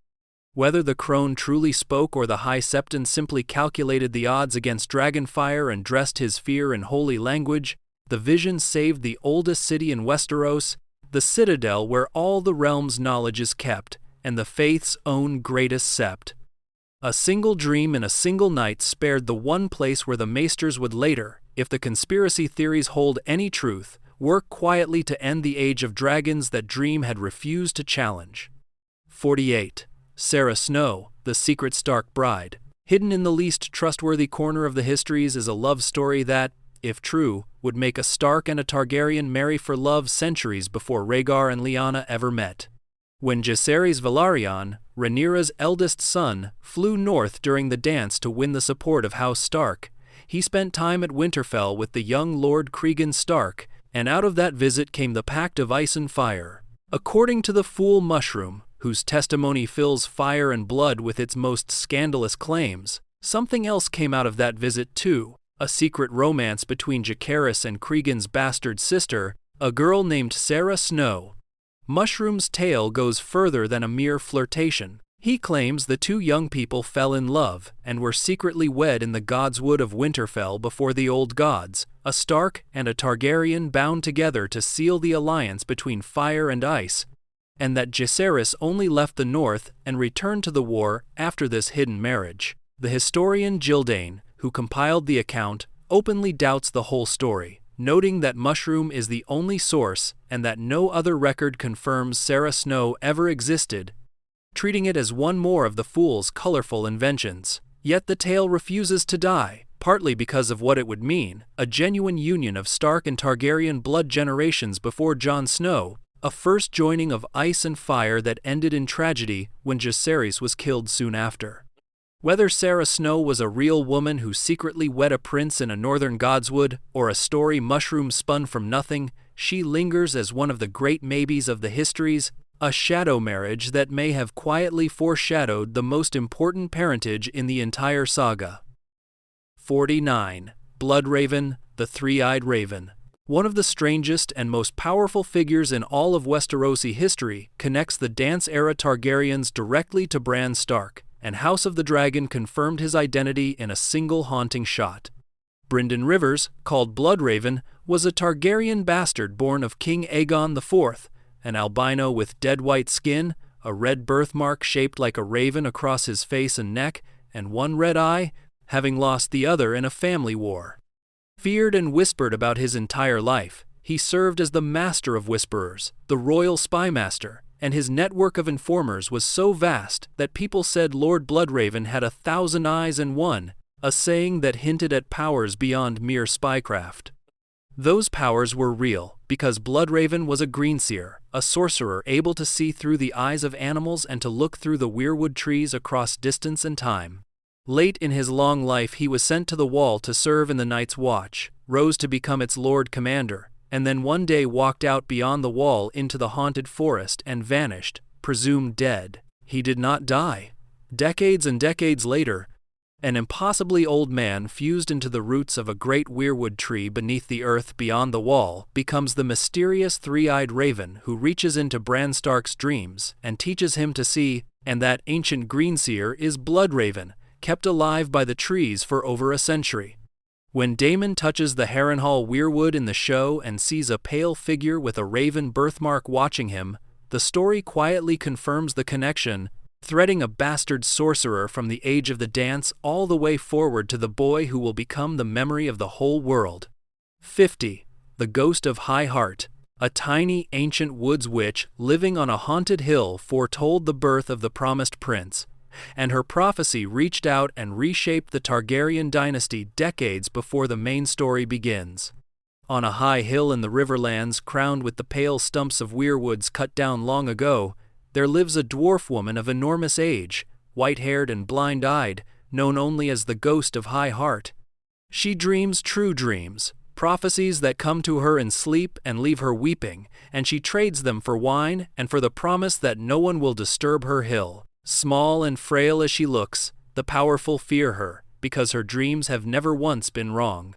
Her most important prophecy was spoken long ago and set terrible events in motion. The Ghost of High Heart is the woods witch who foretold that the prince that was promised, the hero of prophecy, would be born from the union of a particular Targaryen brother and sister, the line of Ares and Rhaella. That prophecy drove the marriage of those two, a brother and sister wed not for love but because a witch had said their bloodline would produce the savior of the world, a forced union that produced instead the Mad King, eventually, Daenerys. The same witch is said to have gorged on grief at Summerhall, feeding on the sorrow of that catastrophe, and in the present-day story she surfaces again to prophesy fresh horrors, foreseeing a wedding of gold and a wedding of blood, visions that come true as the Red Wedding and the Purple Wedding. A blind dwarf on a hill of dead trees, trading true dreams for cups of wine, turns out to be one of the hidden engines of the whole saga, her prophecies bending kings into marriages and steering the bloodline of the dragon toward its final chapter. 51. The Bleeding Star. When dragons returned to the world after a century and a half of extinction, the sky itself seemed to announce it, and people across 2 continents read the sign in wildly different ways.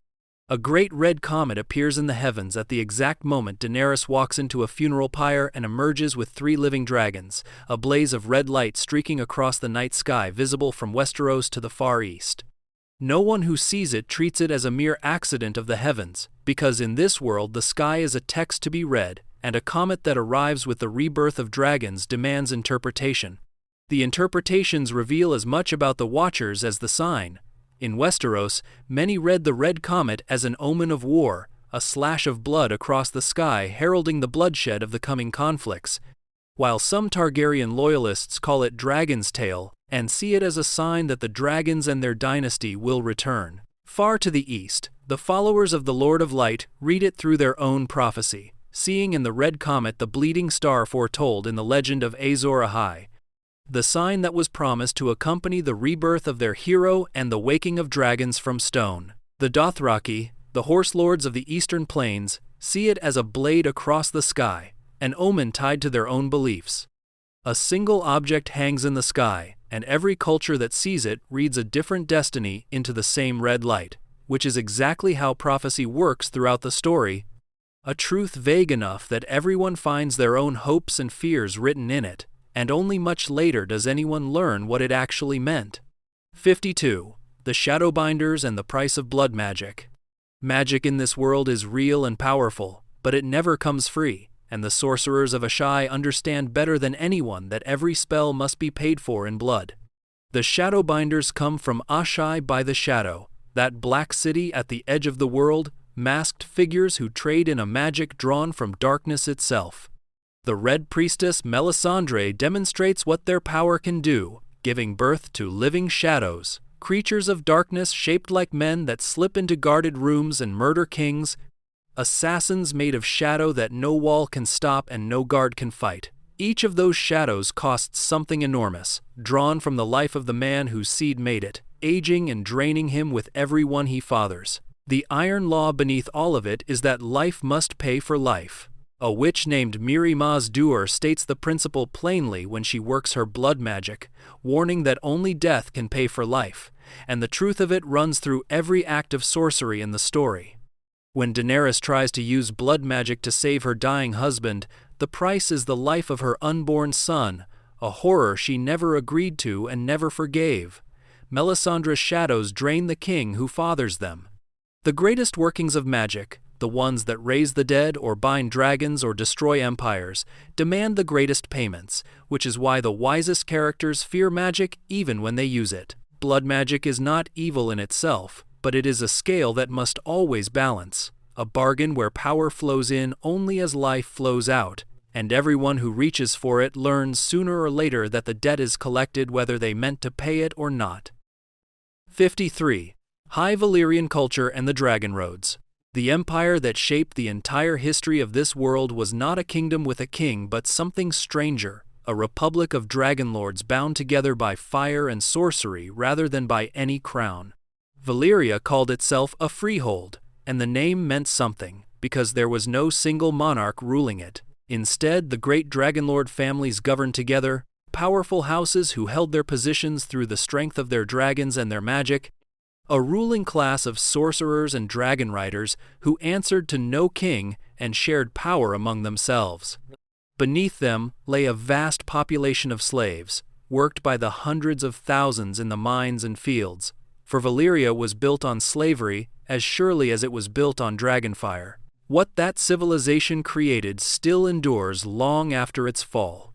The Valyrians built roads of fused stone, the same seamless technique that shaped Dragonstone and the Black Fortresses, wide straight roads that ran across their territories and remain in use to this day, so perfectly made that thousands of years and the doom itself have not broken them. Travelers still walk the old dragon roads, marveling that a dead empire's paving stones outlast the kingdoms that came after. The freehold spread its language, its gods, its customs, and its blood across the eastern continent, and every one of the free cities that fills Essos today began as a Valyrian colony, a daughter of the freehold carrying fragments of its parents' culture forward. Valyria ruled through fire and magic for 5,000 years, longer than any realm before or since, and though the empire itself is a smoking ruin no one dares enter, its roads still run straight across the world, a network of enduring stone laid down by a people who believed, with good reason, that they would last forever. 54. The Dragonlord families of Valyria. House Targaryen looms so large over the entire story that it comes as a genuine shock to learn they were minor players in the empire that birthed them, one small family among dozens of far greater ones. In the days of the Freehold, 40 rival Dragonlord families ruled Valyria together, and the Targaryens ranked low among them, not the most powerful, not the wealthiest, not the most feared. Had the doom never come, the Targaryens might have remained a footnote, a lesser Dragonlord house overshadowed forever by grander rivals whose names are now completely lost to history. That obscurity is exactly why they survived. The great Dragonlord families, secure in their power and their dragons, had no reason to flee Valyria, and every reason to stay at the center of the world where their influence lay. So when Daenys dreamed of doom and Aenar chose to run, the powerful houses stayed behind and burned. The doom did not discriminate by rank, and 40 families and all their dragons died in a single night, erasing an entire aristocracy of sorcerer kings so completely that we know almost none of their names. A few other Valyrian families had also settled on the narrow sea before the end, houses like the Valerians and the Celtigars who made their homes near Dragonstone, and they too survived by being elsewhere when the fire came. What remained afterward was not the cream of Valyrian society but the survivors, a minor house and a few neighbors who happened to be far from home, and from that thin remnant of a vanished empire came every dragon and every dragonlord the Western world would ever know. 55. Balerion the Black Dread. For a span of nearly 2 centuries, a single creature carried within it the last living memory of the greatest civilization the world had ever produced. Balerion, called the Black Dread, was the largest and oldest of the Targaryen dragons, a beast so enormous that his shadow could cover a whole town as he passed overhead, his fire hot enough to melt stone and forge the Iron Throne itself. Aegon the Conqueror rode Balerion to war and burned his enemies from the sky, and the dragon's flames shaped the founding of the realm, but Balerion's true significance runs deeper than his size. Balerion was the only dragon alive who had seen Valyria in its glory. Hatched in the Freehold before the Doom, he lived through the Empire's fall on Dragonstone and survived long enough to carry Aegon across Westeros a century later, which made him the last living creature in the world with a memory of what Valyria had been before it burned. When the young Aerea Targaryen stole him and vanished, it was Balerion, the histories suggest, who flew home to the dead ruins, drawn back to the only place he had ever truly belonged, returning with a bleeding wound and a body full of horrors. Balerion finally died of old age in the reign of King Viserys I, and when he died, the last direct link to old Valyria died with him. no living thing remaining that had ever looked upon the freehold. His skull, the largest of all the dragon skulls, was kept afterward in the throne room of the Red Keep, a monstrous relic the size of a carriage, so that even in death the black dread loomed over the kings who ruled from the throne his fire had made. 56. The Dragon Skulls in the Red Keep. The decline of House Targaryen can be read, quite literally, in a row of skulls that once lined the throne room and told the whole tragic story of the dragons in bone. In the days when the Targaryens ruled at the height of their power, the Great Hall of the Red Keep was decorated with the skulls of the dragons that had died, mounted on the walls in a long, solemn procession. 19 of them hung there, and they were arranged with grim precision from largest to smallest, beginning with the colossal skulls of the great beasts like Balerion, each one large enough for a man to walk into the jaws, and diminishing steadily down the hall. That arrangement was a chronicle disguised as decoration. The largest skulls belonged to the ancient dragons of the family's golden age, the monsters that conquered kingdoms and forged the throne, while the smallest, mounted at the far end, were the pitiful skulls of the last dragons, the stunted, sickly creatures that hatched and died in the years after the dance, no larger than dogs. Walking the length of the hall meant walking through the entire fall of the dragons, from world-shaking giants down to withered runts, the death of a species laid out in a straight line of bone. When Robert Baratheon took the throne after destroying House Targaryen, he had the skulls taken down and hidden away in a cellar, unable to bear the sight of the symbols of the dynasty he had overthrown. Removing them was its own kind of statement, an attempt to erase the dragons from the room where they had ruled, and the empty walls of the throne room afterward marked the end of the age those skulls had recorded, a dynasty and its dragons alike swept into the dark below.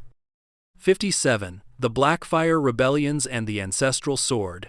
A single decision by one weak king split House Targaryen against itself and produced 5 wars over the course of a century. All of them fought over a sword, and the question of who truly deserved to be called the blood of the dragon.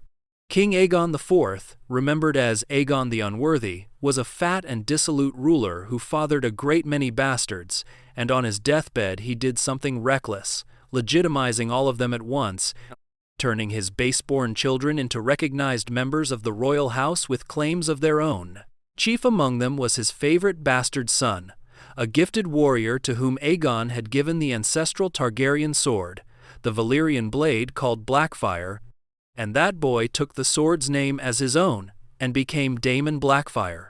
Handing a royal bastard the family sword was very nearly handing him the throne. Blackfire, the sword, had been carried by Aegon the Conqueror himself, and by giving it to Daemon rather than to his true-born heir, Aegon the Unworthy seemed to name his bastard the True Dragon, and Daemon Blackfire eventually rose in rebellion to claim the crown by right of that blade. The war that followed was the first of the Blackfire rebellions, and though Daemon died in battle, his cause did not die with him, carried on across generations by his descendants and by his fierce half-brother Bittersteel, who founded a sellsword army called the Golden Company in exile and swore it to the Blackfire claim. 5 separate rebellions were fought over the following century, each an attempt by the Blackfire line to take the throne from the main Targaryen branch. And the bloodline and its ambitions echo forward into the present story through the mysterious exiled boy called Young Griff and the Golden Company that marches behind him. One king's careless gift of a sword to a favored bastard fractured the dragon's blood into warring halves, and the crack he opened never fully closed. 58. Dark Sister. Where Blackfire was the sword of conquering kings, its sister blade followed a darker and more dangerous line, passing through the hands of the most cunning and lethal Targaryens across 3 centuries. Dark Sister was the second of the 2 ancestral Valyrian swords of House Targaryen, lighter and slimmer than Blackfire, forged for speed and precision rather than brute power. A blade made for a hand quick and clever enough to use it. From the beginning it belonged not to the family's kings but to its warriors and schemers, and the pattern of who carried it tells a story of its own. Queen Visenya Targaryen, Aegon the Conqueror's warrior sister, wielded Dark Sister first, a woman as skilled with a blade as any knight and as feared for her knowledge of poisons and dark arts. Generations later, the sword passed to Daemon Targaryen, the rogue prince of the dance, the finest swordsman of his age and the most dangerous man in the realm, who carried Dark Sister into his final battle above the God's Eye and drove it through Aemon's eye as they fell. Later still, it came to Bloodraven, the albino sorcerer and spymaster, who used it in battle before he vanished beyond the wall to become the Three-Eyed Raven. A blade that moves from Visenya to Daemon to Bloodraven traces a hidden lineage through the most brilliant and lethal members of the family, the ones who lived in the shadows and dealt in blood and secrets rather than sitting openly on the throne. Dark Sister eventually disappeared into the far north with Bloodraven, its current whereabouts unknown, a lost Valyrian blade waiting somewhere beyond the wall, carried out of the story by a man who never truly died. 59. Silver Daenys and the Failed Tamings. For every dragonseed who succeeded in claiming a dragon during the war, others died horribly in the attempt, and the story of Silver Daenys is the grimmest reminder that a dragon is not a prize but a predator. When Rhaenyra's cause grew desperate for more riders, she opened the dragons of Dragonstone to anyone with a drop of Targaryen blood, and among those who came forward was an old man called Silver Daenys, who claimed descent from a Targaryen king through a bastard line, and wore his silver hair as proof of it. Daenys believed his blood entitled him to a dragon, and he was not entirely wrong, but belief is a poor shield against a creature the size of a house. His attempts ended in blood rather than glory. Silver Daenys tried to claim the wild dragon Sheepstealer and lost an arm for his trouble, the beast tearing the limb from his body before he could establish any bond. Even that maiming did not end the family's ambition, because Daenys and his sons went on to try their luck with another of the wild dragons, and this time they approached the Cannibal, the ancient dragon eater that fed on the flesh of its own kind. The Cannibal did to them what it did to everything that came within reach, devouring Silver Daenys and his sons together, ending the bloodline in a single meal. Their deaths are the underside of the triumphant stories, the ones where a low-born dragonseed tames a beast and rises to glory, because for every Hugh Hammer who succeeded, men like Silver Daenys were eaten alive, and the dragons that made the Targaryens gods were just as happy to make a meal of anyone who reached for them without the strength to hold on. 60. Who really sent blood and cheese? The most infamous murder of the dance carries a mystery that the histories can never quite resolve, because no one who could have given the order ever admitted to it. The killing itself is remembered in full horror, two hired men slipping into the Red Keep to take a life in revenge, but the question of exactly who sent them and precisely what they were ordered to do sits behind a wall the sources cannot see through. The obvious answer is Daemon Targaryen, who arranged the assassins and wanted vengeance, but even that is less certain than it first appears. The in-world accounts pull in different directions. Some sources place the full blame on Daemon acting alone, driven by rage and grief. Others bring in Mysaria, the spy mistress whose network made the killing possible, and who may have shaped its cruelest details. A few whispers even reach toward Rhaenyra herself, suggesting the queen knew and approved of what was done in her name. The truth is that Fire and Blood is assembled from biased and contradictory witnesses, none of whom were in the room where the order was given, and so the authorship of the realm's most notorious murder remains genuinely unsettled. The ambiguity is not a gap in the record to be filled, but a permanent feature of it, a reminder that in a history written by enemies and fools, even the largest crimes can lose their author, leaving only the deed and a circle of people who each had reason to want it done and reason to deny it afterward. 61. The Rogue Prince's Crown in the Stepstones. Long before the Dance of the Dragons, Daemon Targaryen showed the world exactly what he was, a man who would carve out a crown with his own sword wherever he could find one to take. The Stepstones are a chain of contested islands between Westeros and Essos, a nest of pirates and a choke point for shipping, and in his younger years Daemon went to war there against a powerful alliance of free cities known as the Triarchy. Leading his own men and riding his dragon Caraxes, Daemon fought a long and brutal campaign against the Triarchy's forces and their commander, a cruel admiral remembered as the crab feeder for the way he left his victims staked out for the tide. Victory in the Stepstones gave Daemon something he had never been allowed at home, a crown of his own. Having defeated the Triarchy and driven out the crab feeder, Daemon declared himself king of the Stepstones and the Narrow Sea, placing a crown on his own head and ruling the islands he had conquered. A king, in fact, if not in the eyes of the realm he came from. The title did not last, the Stepstones being nearly impossible to hold, but the gesture revealed the shape of Daemon's whole life. Passed over for the throne, denied the positions he wanted, forever the second son and the dangerous brother, Daemon responded by going out and taking a kingship no one would give him, proving he could win a crown even if he had to conquer pirates to do it. That hunger never left him, and it echoes through everything he does afterward in the dance. A man who tasted a crown once in the Stepstones and spent the rest of his life reaching for a greater one that always stayed just beyond his grasp. 62. Alys Rivers' son and the claim to the throne. The war for the throne did not truly end when the fighting stopped, because out of the ruins of Harrenhal came a woman with a child and a claim that threatened to reignite everything. Alys Rivers, the Witch of Harrenhal, who had bound herself to Aemon Targaryen, survived the dance, and she survived it carrying Aemon's child. After the war, with the boy king Aegon III seated uneasily on the throne and the realm exhausted, Alys presented her son to the world with an audacious claim, insisting that the boy was Aemon's true-born heir and therefore the rightful king of the Seven Kingdoms, with a better claim than the traumatized child actually wearing the crown. From Harrenhal, that vast and cursed castle, Alys ruled as a self-proclaimed witch queen, holding the seat in her son's name and defying the new regime during the fragile years of Aegon III's regency. A woman who had been a bastard and a servant made herself a queen in all but title, wielding her supposed sorcery and the legitimacy of her son to carve out a pocket of defiance in the war-torn Riverlands. The realm could not simply ignore a child who might genuinely be the son of a Targaryen prince, and so Alys and her boy hung over the early regency as a lingering threat.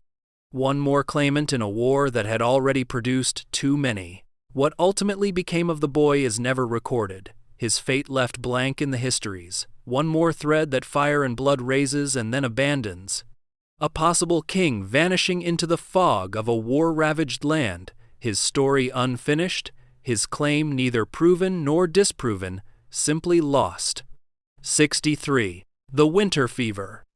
The dance of the dragons killed kings and queens and dragons, but the plague that came after it killed indiscriminately, proving that the aftermath of the war was very nearly as deadly as the war itself. In the year 133, a few years after the fighting ended, a sickness swept out of the cold and spread across Westeros, a disease remembered as the Winter Fever. It came with the winter, as such things often do, striking a realm already exhausted and weakened by years of civil war, its people hungry, its towns crowded with refugees, its resources drained by the fighting. Into that vulnerable land, the fever spread with terrible speed. The winter fever did not respect rank or crown. It burned through the population and reached all the way to the top, killing many of the men who were trying to rebuild the realm during the regency of the boy king Aegon III, including some of the very regents charged with governing in his name.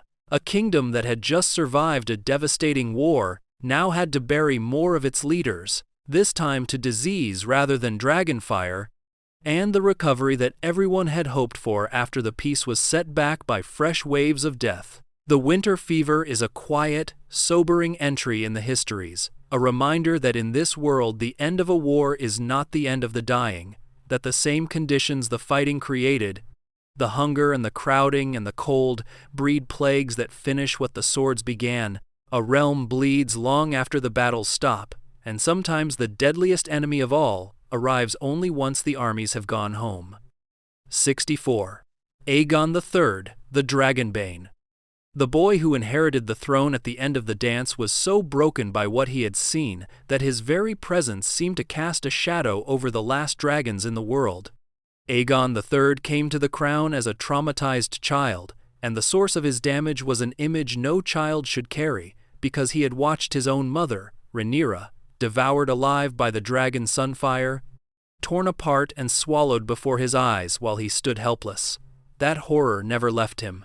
Aegon grew into a grim, joyless, haunted king, dressed always in mourning black, distant from his own family, a man who seemed to move through his long reign as though part of him had died on the day the dragon ate his mother. The dragons died during his reign, and his epithet records the world's suspicion about why. Remembered as Aegon the Dragonbane, he presided over the years in which the last few dragons dwindled, sickened, and finally went extinct. The once mighty beasts reduced to stunted, dying runts and then to nothing at all. Whether Aegon actively caused their end, whether a man who watched a dragon consume his mother might have quietly wished the creatures gone or even ordered the last of them killed, the histories leave open, and readers have debated it for years.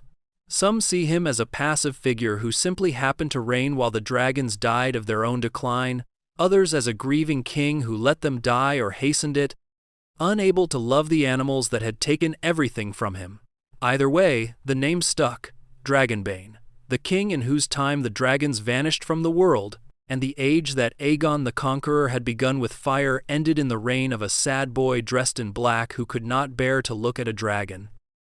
65. The Hightowers and the Citadel. The great conspiracy theory that the Maesters engineered the death of magic gains much of its weight from a single geographic fact, the identity of the family that has guarded the Maesters' home for thousands of years. The Citadel, where every Maester in Westeros is trained and where all the realm's knowledge is gathered, sits in the city of Oldtown, and Oldtown has always belonged to House Hightower. The Maesters and the Hightowers have shared that city for so long that their fates are deeply entwined, the scholars living and studying under the protection of the family in the Great Tower, a family with its own strange history reaching back to that black fortress at its foundation. During the Dance of the Dragons, that entanglement takes on a suggestive shape. The Hightowers were the driving force behind the Greens, the faction opposing Rhaenyra, with Otto Hightower and his daughter Alicent at the very heart of the war, while the Maesters served as advisors in castles on both sides of the conflict, whispering counsel to Greens and Blacks alike. To the theorists who believe the Citadel worked patiently to end the Age of Dragons, this closeness is no accident, because a war that turned dragon against dragon and burned through nearly all of them at once served the Maesters' supposed goal perfectly, and the Hightower faction helped start it. The theory holds that the Grey Men used their position beside every throne to steer events toward the outcome they wanted, a world without dragons, and that the family sheltering them in Oldtown was a willing or unwitting instrument in that long design. None of it is proven, and the Hightowers had their own worldly reasons for seeking power, but the pattern is there for anyone looking, the Keepers of Knowledge and the Keepers of Oldtown standing side by side through every event that happened to end with fewer dragons in the world. 66. Marwyn the Mage. Inside the very institution accused of murdering magic stands one man who fights for its return, a Maester so unlike his colleagues that he seems to have wandered in from a different story entirely. Marwyn is an Archmaester of the Citadel, but where the other Archmaesters are pale scholars who have never left Oldtown, Marwyn has traveled to the ends of the earth, spending years in the far corners of the world studying with the people the Maesters dismiss. He sought out warlocks in Karth, shadowbinders in Ashai, and the wise women and hedge sorcerers whose knowledge the Citadel scorns, and he came back with a broken nose, a squat, brutal build, more like a dockworker than a scholar, and a mouth stained red from chewing sourleaf, earning the name Marwyn the Mage. What sets Marwyn truly apart is the link he wears and the cause he serves. He is the only Maester who forged a link of Valyrian steel in his chain, the link that represents the study of magic and the higher mysteries, a subject the Citadel treats as a dead superstition, and Marwyn alone took it seriously enough to master. He believes magic is real and returning. He keeps a glass candle burning in his chambers when his colleagues insist such things cannot be lit, and he openly accuses his fellow Maesters of working to kill sorcery and dragons and prophecy out of the world. When word reaches Oldtown that dragons have returned in the east, Marwyn does not hesitate, setting sail at once to find Daenerys and reach her before the Citadel's own agents can, declaring that he means to serve the Dragon Queen. In a story where the Maesters may be the quiet villains draining magic from the world, Marwyn is the counterweight, one gray rat who turned against the rest, racing east to help magic win. 67. The Green Men of the Isle of Faces. In the center of Westeros lies a haunted island that has kept an ancient secret for thousands of years, guarded by beings that almost no living person has ever seen. In the middle of the Great Lake, called the God's Eye, sits the Isle of Faces, an island covered in weirwood trees, every one of them carved with a watching face, the largest gathering of the old sacred trees anywhere in the south.